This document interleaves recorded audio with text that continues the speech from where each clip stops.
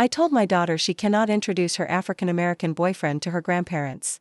My daughter Emma came to me last month saying she wanted to bring her boyfriend Trevor to Sunday dinner at my parents' house. Now, let me be clear. Trevor is an amazing kid. He's pre-med at the local college, volunteers at the animal shelter, and treats my daughter like absolute gold. The problem wasn't Trevor. The problem was my parents.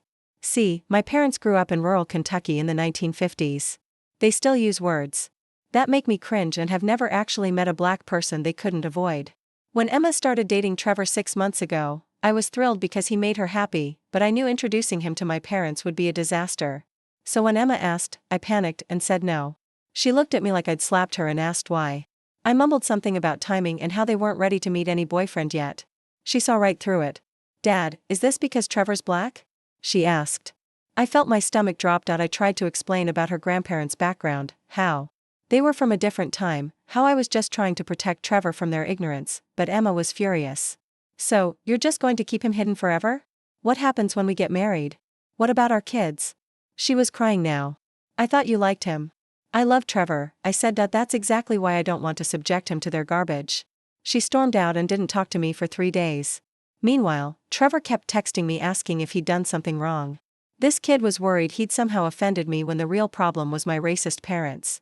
Finally, Emma came back with Trevor. They sat me down at the kitchen table and Trevor looked me dead in the eye. Mr. Johnson. Emma told me what happened. I appreciate you wanting to protect me, but I can handle myself. I've dealt with people like your parents my whole life. Then Emma dropped the bomb. Dad, we're going to Sunday dinner this week with or without your support, but I'd rather have it. I realized I had 2 choices. Keep enabling my parents' racism by protecting them from consequences, or stand up for what's right. I chose my daughter and Trevor. That Sunday, I called my parents and told them Emma was bringing someone special. When they asked who, I said, her boyfriend, Trevor. He's black, he's brilliant, and he makes her happy. You can either be respectful or we can leave. My dad started sputtering about those people, and my mom got all flustered, but I cut them off. I'm serious. One racist comment and we're gone. Emma's happiness matters more than your comfort zone. Sunday came and I was nervous as hell. We walked in and my parents were sitting there looking like they were about to face a firing squad. Trevor walked right up to my dad, stuck out his hand, and said, Mr. Johnson, nice to meet you, sir. Emma talks about you all the time. My dad reluctantly shook his hand. My mom barely made eye contact. Dinner was awkward as hell for the first 20 minutes, but then Trevor started talking about medical school and mentioned he wanted to specialize in rural medicine to help underserved communities. My dad, who's always complained about the lack of doctors in small towns, actually perked up. By dessert, Trevor was showing my mom pictures of the puppies at the animal shelter, and she was melting. Turns out the woman, who I thought was hopelessly racist, just needed to see Trevor as a person, not a stereotype. When we left, my parents hugged both Emma and Trevor. My mom even invited him back next Sunday. In the car, Emma squeezed my hand. Thanks for standing up for us, Dad. I realized I'd been so worried about protecting everyone that I almost became part of the problem. Trevor's been to 12 Sunday dinners. Story 2. I entered my son's hospital room after his accident put him in a coma. The doctor said, there's little chance he'll wake up. My wife left without a word, leaving me alone at his bedside. When I reached to hold his hand, a small key fell from his pocket. Attached was a note with shaky handwriting. Dad, use this to unlock what's inside. Chapter 1. The crash and the silence. The ICU smelled of antiseptic and despair. Machines beeped and measured rhythm, the kind that slowly drains hope from even the strongest man. I stood just inside the doorway, my feet glued to the cold white tiles. My son, my only child, lay motionless in the hospital bed, a maze of wires and tubes connecting him to blinking machines that hummed with indifference. He was 17, a junior in high school. Smart, quiet, thoughtful, always a little different, always mine. The doctor's voice was quiet, but final. Severe head trauma. He may not wake up. If he does, he won't be the same. My wife didn't say a word. No tears, no rage, no trembling lip.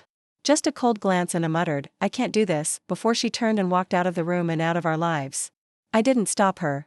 I stepped forward inch by inch until I was beside the bed. I took his hand, cold, limp, yet still warm with life, and whispered, I'm here, buddy. I'm not going anywhere. That's when I felt it. A small clink, something hard in the pocket of his jeans beneath the hospital gown. I gently reached in and pulled it out. A tiny silver key. Not a house key, more like a lockbox or drawer key. Attached to it was a scrap of paper worn and smudged with dried sweat and dirt. Scrolled in his handwriting, shaky, rushed, but unmistakable were 6 words that made the air leave my lungs. Dad, use this to unlock what's inside. I stared at it, heart pounding. Inside what? Where had he kept this? Why didn't he tell me? But deep down, I knew this wasn't just some teenage secret. This key was the beginning of something. And whatever it unlocked, it wasn't just about him. It was about us. Chapter 2. The Hidden Drawer. I didn't sleep that night. I sat beside my son's bed, watching the slow rise and fall of his chest. The machines whispered their cold reassurances that he was still here. Barely. I held the key in my hand, turning it over and over, trying to piece together what he could have meant. What was inside? At dawn, I finally left the hospital after whispering to him, "I'll find it, son. Whatever this is, I'll find it." I drove home, gripping the key so tightly my palm had lines etched into it. My wife's car was gone, her closet half empty. She had truly left. I wasn't surprised. We had grown distant since the move to the city. She was always too tired, too busy, too overwhelmed, and I always made excuses for her. But the way she walked out of that hospital room, that wasn't exhaustion. That was abandonment. I walked into my son's room, his sanctuary, a place of posters, books, and gadgets. He had always been a quiet, inward kid, but observant, far more than people gave him credit for. I scanned every drawer, every lockable box, every notebook. Nothing. Then I saw it, the old wooden desk ID bought him when he was 10. He used to keep a little sketch journal in its side drawer. I opened it and noticed something strange. The inner panel at the back didn't sit right. I tapped it. Hollow. There was a seam almost invisible. I reached in and pressed gently and click. A hidden compartment opened. Inside was a small black leather notebook and taped to the inside of the panel. A USB drive. I sat down slowly, feeling a chill crawl up my spine. I opened the notebook. The first page had my son's neat handwriting. Nothing rushed this time. It simply read, "Dad, if you're reading this, then something went wrong. You always told me to speak the truth, even if it hurts. So, here it is. What's inside this notebook and on the USB changes everything." My hands trembled as I turned the page. What followed made my stomach turn and my breath catch in my throat. There were dates, times, descriptions, photographs, names. It wasn't a journal. It was an investigation, and the person he had been watching, documenting, and quietly unraveling for over 6 months was my wife. Chapitre 3. HS Silent Surveillance. I flipped through the pages in disbelief. My son, my quiet, thoughtful son, had been secretly documenting my wife's behavior for half a year. The level of detail stunned me. It wasn't the work of a suspicious teenager. It was methodical, patient, strategic. December 3, 11:12 p.m. Mom left for book club. I followed from a distance using my scooter. She met a man at a gas station, got into his car, followed them to Marriott City Center. They kissed in the parking garage. Room 708. Every entry was like that, time-stamped, unemotional, precise. He had written proof. Receipts from restaurants she claimed she'd never been to, photos of her holding hands with a man I'd never seen. Even screenshots of bank transfers made from our joint account funneled into a private one under her name. And then halfway through the notebook, it got darker. There was a section labeled plans. My heart pounded. I overheard Mom on the phone with someone named Carl. Said, "Dad wouldn't be a problem once the inheritance was settled. She's planning to push for power of attorney if I stay unconscious." Number. This wasn't just cheating. This was premeditated betrayal. She was going to use my son's coma and my grief to seize control of everything. The house, the business, even my late father's property, which I'd recently inherited and hadn't told many people about. She knew because I had told her. And now she was preparing to act like the loving mother and grieving wife while I broke into pieces. I stared at the USB. There was only one thing left to do. I took a deep breath, plugged it into my laptop, and opened the only folder inside. Its name for Dad, Watch Everything. The first video started automatically. It was grainy. Timestamped 2 weeks before the accident. It showed my wife and a man in our kitchen, the same man from the photos. She laughed while sipping wine and said clearly, "It'll all be yours soon. He's too stupid to see what's coming." And with the kid out of the picture, well, no witnesses, right? The man replied, "What if he wakes up?" She scoffed. "Then he'll just think it was an accident." I felt bile rise in my throat. My son's accident wasn't an accident. And now I had proof. Real, undeniable, cold-blooded proof, and that's when it hit me. They had tried to kill my son and failed. Now it was my turn. Not for revenge, but for justice. Chapter 4. The trap is set. I sat in my darkened office, the USB still glowing faintly in the laptop. The weight of what I'd seen pressed heavily on my chest. But I didn't have time to mourn, not yet. My son was alive, barely. And the people who did this were still walking free, laughing, planning, waiting. No more. It was time to act. I copied every file, every timestamped video, every transaction and image onto 3 encrypted drives. One for me, one for my lawyer, and one that would stay in a safety deposit box downtown. Then I reached out to the only 2 people I could trust. First, Detective Raymond Holloway. He was retired now, but back in the day, he'd helped me with a business security issue. I knew he'd still have connections in the department. I didn't tell him much over the phone. Just I need you to see something. It's about my son's accident. I believe it was attempted murder. There was a silence. Then I'll be there in an hour. Bring everything. Second, I called my corporate attorney, Linda Cho, a brilliant, ruthless mind who once sued a Fortune 500 CEO into bankruptcy for breaching a contract. I'd only used her for business matters before, but this time was personal. Linda, I need to update my will, power of attorney, and file a restraining order. Against who? My wife. Silence. Then understood. I'll be at your office by 9 a.m. tomorrow. While waiting for them to arrive, I reviewed the hospital security footage I'd bribed an orderly to send me. Sure enough, the day after my son's coma, my wife had visited, and she wasn't alone. There he was, the man from the videos. They hadn't even tried to hide their relationship. He touched her lower back while she stood next to our son's bed. She kissed him right there in the ICU. And then they whispered something to the nurse, walked down the hall to the records room. I called the hospital administrator immediately. Hi, this is Daniel Hawk. I'm calling to report an unauthorized access of my son's medical file. I have video evidence. I suggest you review your logs before I contact the press and the medical board. By the time Detective Holloway arrived, I had everything laid out, neatly categorized in folders on a flash drive. He watched the videos. His face was stone. Jesus Christ. They were going to kill the kid. And maybe you, too. This isn't just infidelity. It's conspiracy to commit murder. Can you reopen the accident investigation? I asked. We can do better than that. Give me 48 hours. Don't confront her yet. Let me handle the legal side with Linda. You just keep pretending you don't know anything. Why? He leaned in and smiled grimly. Because people like that get cocky when they think they've won. And if we let her feel safe, she'll hang herself with her own rope. And so the trap was set. I spent the next 2 days by my son's side, speaking softly to him, telling him how brave he was, how proud I was. I didn't know if he could hear me. But then the most miraculous thing happened just as Detective Holloway called to say, "We're ready." My son squeezed my hand, weak, barely perceptible, but real. He was waking up. And soon the people who tried to erase him would wish they never met either of us. Chapter 5. When the wolf wakes up, the next morning I walked into the hospital room carrying 2 cups of coffee. One for me, one for the nurse who'd kept me updated throughout the night. But all I could really focus on was him, my son. His eyelids fluttered. His hand twitched again. When I gently whispered, "I'm here, son."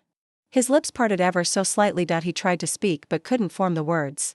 Instead, he squeezed my fingers again. Harder this time. Tears welled up in my eyes, but this wasn't the time to break down. Not yet. I leaned closer and said, "Don't speak. Just rest. You're safe now. I promise you everything's going to be okay." But I wasn't going to wait for karma. I was karma. Detective Holloway and Linda Cho met me at my office later that afternoon. What they brought with them was nothing short of warheads. "Daniel," Linda began, "your wife and her partner created a fake LLC using your business credentials. They rerouted nearly $700,000 into offshore accounts under shell companies." She placed a thick binder in front of me. "Wire transfers, falsified invoices, all linked. You're the legal owner on paper, but you weren't the one sending them." And Raymond added, "We just found traffic cam footage showing the boyfriend. His name's Brent Halverson at the intersection near the crash site 20 minutes before your son's accident. He was supposed to be in another state, remember?" I nodded slowly. "But here's the kicker," Raymond continued.